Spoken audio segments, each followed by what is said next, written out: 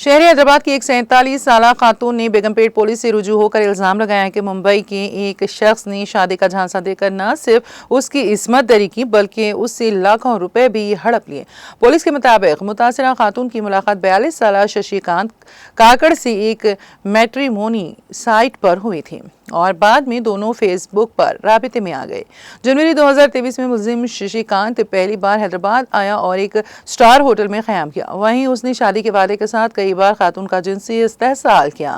ملزم نے متاثرہ خاتون اور اس کے خاندان سے تقریباً 25 لاکھ روپے اکٹھا کر کے اسے اس کی بہن کے بینک اکاؤنٹ کے ذریعے شیئر مارکیٹ میں سرمایہ کاری کے بہانے لگایا اور بعد ازاں ممبئی فرار ہو گیا۔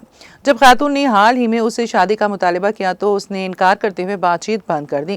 خاتون نے الزام لگایا ہے کہ جب دباؤ ڈالا گیا تو اس نے ان کی نجی تصاویر اور ویڈیوز کو عام کرنے کی دھمکی دی۔ خاتون کی شکایت پر عصمت دری اور دھوکہ دہی کا مقدمہ درج کرتے ہوئے پولیس نے ملزم کی گرفتاری کے لیے کارروائی شروع کر دی ہے۔